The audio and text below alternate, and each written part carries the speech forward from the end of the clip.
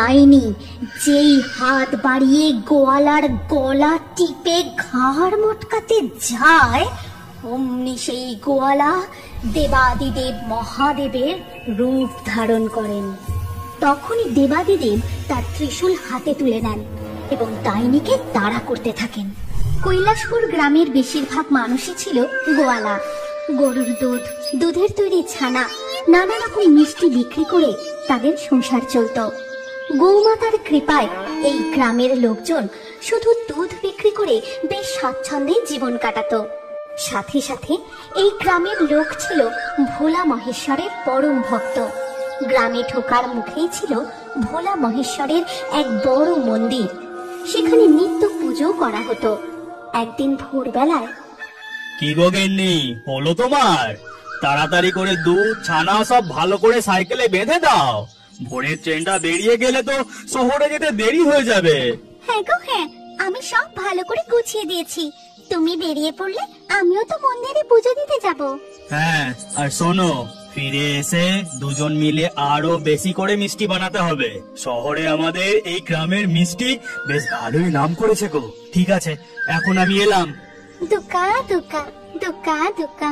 গ্রামের বেশিরভাগ মানুষই এই ভোরের ট্রেন ধরে শহরে দুধ ছানা মিষ্টি বিক্রি করতে যায়, আর রাতে ফিরে এসে নানা রকম সুস্বাদু মিষ্টি তৈরি করে। এইভাবে দিন কাটতে থাকে। কিন্তু একদিন হঠাৎ করে এই গ্রামের উপর নজর পড়ে এক ডাইনি।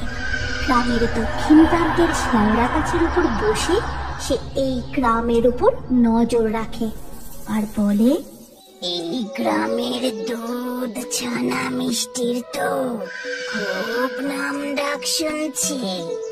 তাহলে আমাকেও তো একবার এই দুধের স্বাদ চেখে দেখতে হচ্ছে। পচা কলা মাংস খেতে খেতে আর ভালো লাগছে না। শরীরের একটু পুষ্টির দরকার। এবার এই গরুর দুধ খেয়ে আমার মনের স্বাদ মেটাবো। যেমন বলা তেমন কাজ। গভীর রাত নামতেই ডাইনি গ্রামের ভিতরে আসে, আর সবার প্রথমে সে যায় নিতাইদের গোয়াল ঘরে। নিতাইদের দুটি গরু। গরু দুটি তখন ঘুমিয়েছিল। কি সুন্দর নাদোষ নুদোষ দুটো গরু, দেখেই লোভ হচ্ছে, আর মনে হচ্ছে এর দুধ খুবই সুস্বাদু হবে। আজ আমি মন ভরে এদের দুধ খাবো। তারপর ডাইনি গরুর বাটে মুখ লাগিয়ে দুধ খেতে থাকে। সাথে সাথেই গরুগুলির ঘুম ভেঙে যায়, আর ডাইনিকে দেখে তারা তো প্রচন্ড ভয় পেয়ে যায় আর জোরে জোরে চিৎকার করতে থাকে। তারপর দুধ খাওয়া হয়ে গেলে ডাইনি গোয়াল ঘর থেকে বেরিয়ে তার শ্যাওড়া গাছের দিকে চলে যায়।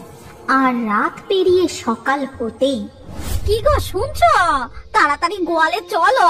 তুমি বাছুরটাকে না ধরলে আমি দুধ কিভাবে দুই বলো তো? এদিকে সূর্যি মাথার উপরে উঠে গেল, এখনো মেয়েটাকে একটু দুধ খাওয়ানো হয়নি। কি গো, তাড়াতাড়ি চলো। হ্যাঁ গো হ্যাঁ, চলো চলো চলো। তারপর তারা গোয়ালে গিয়ে দুধ দুইতে থাকে। কিন্তু একই কাণ্ড, তারা দেখতে পায় দুধের রং নীল হয়ে গেছে। হ্যাঁ গো, তুমি দেখতে পাচ্ছ দুধের রং এমন নীল হয়ে গেছে কেন গো? এমনটা তো এর আগে কখনো হয়নি। গরুটার কি কোনো রোগ হলো না কি গো? গরুটা মনে হয় ঘাসের সাথে অন্য কিছু খেয়ে ফেলেছে, তাই এমন হয়েছে। তুমি কিছু চিন্তা করো না, কিছু হবে না। যাও, তুমি এই দুধ জাল দিয়ে মেয়েটাকে খাইয়ে দাও। মালিনী গরুর দুধ জাল দিয়ে মেয়েকে খাওয়াতেই তাদের মেয়ে প্রচন্ড চিৎকার করে কাঁদতে থাকে। কিছুতেই তারা মেয়েকে চুপ করাতে পারে না। তারপর তারা দেখতে পায় তাদের গরুগুলোর গায়ে কি যেন দাগ ফুটে উঠেছে, আর গরু দুটি কেমন যেন নিস্তেজ হয়ে পড়েছে। কাল ওই গরুর দুধ খেয়ে আমার মন প্রাণ একেবারে জুড়িয়ে গিয়েছিল, আর আজ একটা গোয়াল থেকে নয় বেশ কয়েকটা গোয়াল থেকে গরুর দুধ চুরি করে খাবো। আর রাত গভীর হতেই ডাইনি গ্রামের ভিতরে আসে। তারপর এক গোয়ালের গরুর দুধ খেয়ে যায় অন্য গোয়াল ঘরে। এইভাবে সে একের পর এক গোয়াল ঘর থেকে গরুর দুধ চুরি করে খেতে থাকে। আর যে যে গোয়াল থেকে সে দুধ চুরি করে খায়, পরের দিন সকালে সেই গরুগুলোই নীল রঙের দুধ অর্থাৎ বিষাক্ত দুধ দিতে থাকে। আর সেই দুধ খেয়ে গ্রামের সব মানুষ অসুস্থ হয়ে পড়ে, কিন্তু তারা কিছুতেই বুঝতে পারে না এ কি সমস্যায় পড়লাম বলো তো নিতাই। আজ পর্যন্ত এমনটা কখনো হয়নি। গ্রামের সব গরুর এ কি রোগ হলো বলো তো? সব গরুগুলো একসাথে এমন নীল দুধ কেন দিচ্ছে? আর সেই দুধ খেয়েও তো সবাই অসুস্থ হয়ে পড়ছে গো। গ্রামের কোনো ডাক্তারও এ রোগের কারণ ধরতে পারছে না। কি যে হলো! ঠিক বলেছিস রামু, এই গরুর দুধ নিয়ে আমাদের কারবার। এখন যদি গরুগুলো অমন নীল বিষাক্ত দুধ দেয়, তাহলে তো কারবার সব লাটে উঠবে। এক কাজ করি, গায়ের মোড়ল মশাইকে বলে আমরা শহর থেকে বড় কোনো ডাক্তার আনার ব্যবস্থা করি, তাতে যদি গরুগুলোকে সুস্থ করা যায়। এই কথা বলে তারা সেখান থেকে চলে যায়। কিন্তু গাছের মগ ডালে বসে ডাইনি তাদের সমস্ত কথা শুনতে থাকে আর বলে, শহরের বড় ডাক্তারও এই রোগের কারণ ধরতে পারবে না। এতদিন তো শুধু গরুর দুধ চুরি করে খাচ্ছিলাম, কিন্তু আজ থেকে একটা একটা করে জ্যান্ত গরুই হবে আমার রাতের খাবার। প্রথমে দুধ খাবো, তারপর ওই গরুর মাংস ছিঁড়ে ছিঁড়ে খেয়ে আমার পেট ভরাবো। সেই কথা মতো রাত হতেই ডাইনি গ্রামে ঢুকে রামুদের গোয়াল ঘর থেকে তাদের গরুটিকে তুলে নিয়ে চলে যায়। আর সেই শেওড়া গাছে বসে পা দোলাতে দোলাতে গরুটির কাঁচা মাংস ছিঁড়ে ছিঁড়ে খায়। পরের দিন সকালবেলা, ওগো, এ কি সর্বনাশ হলো গো! আমাদের মিনা গাই যে আমাদের গোয়ালে নেই। নেই মানে? কি বলছো তুমি? কোথায় গেল? তারপর রামু গ্রামের কিছু লোকজন নিয়ে মিনা গাইকে খুঁজতে বেরোয়। খুঁজতে খুঁজতে তারা শেওড়া গাছের তলায় এসে দেখে গাছের নিচটা রক্তে ভেসে যাচ্ছে আর পড়ে রয়েছে কিছু হাড়গোড়।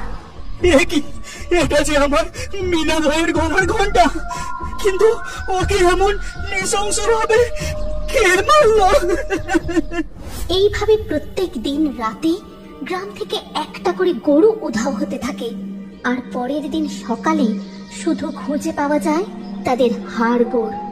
গ্রামের সব লোক এইসব দেখে প্রচন্ড ভয় পেয়ে যায়। এসব কি ভুতুড়ে কাণ্ড ঘটছে? গ্রামে এমন তো এর আগে কখনো হয়নি। চলো আমরা সবাই মিলে গ্রামের শিব মন্দিরে বড় করে পুজোর আয়োজন করি। একমাত্র তিনিই পারেন আমাদের এই বিপদ থেকে রক্ষা করতে।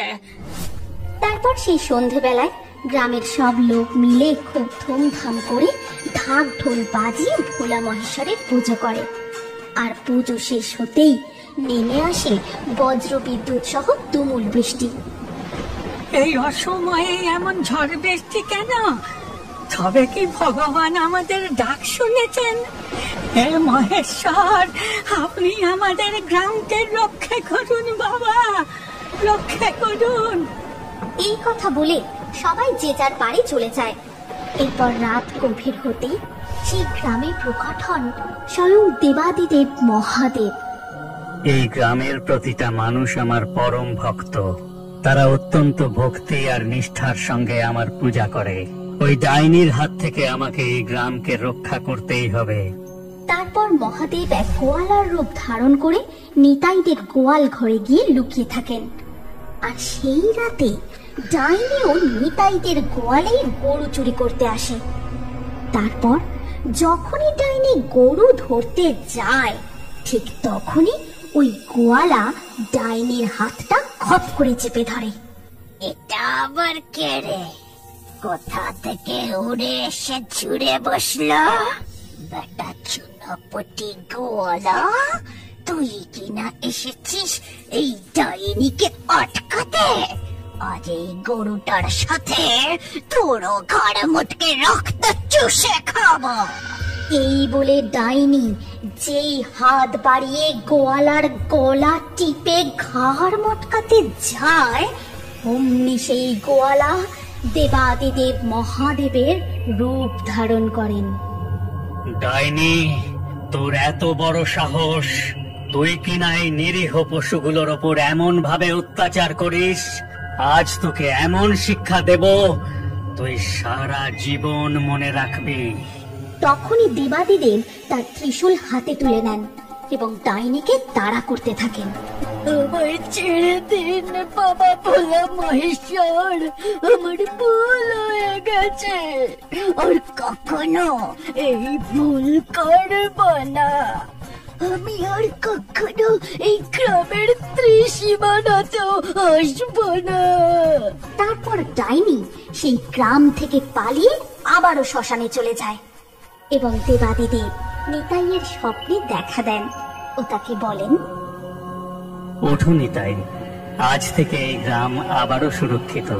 উঠে দেখো, তোমাদের ওই গরুগুলো একদম সুস্থ হয়ে গেছে। আর শোনো, আজকের পর থেকে এই গ্রামের প্রত্যেকটা গরুকে আমি রক্ষা করব। কোনো গরুর বাছুর হবার পর সেই গরুর প্রথম দুধ তোমরা আমার মাথায় ঢেলে পুজো দিয়ে আসবে। আমার আশীর্বাদ এই গ্রামের উপর সব সময় থাকবে। ভোর রাতে এমন একটি স্বপ্ন দেখে নিতাইয়ের ঘুম ভেঙে যায়, আর দিনের আলো ফুটতেই সে তার স্বপ্নের কথা গ্রামবাসীদের জানায়। আর তারপর থেকেই কৈলাসপুর গ্রামে কোনো গরুর বাছুর জন্মানোর পর সেই গরুর প্রথম দুধ তারা ভোলা মহেশ্বরের মাথায় ঢেলে আসে।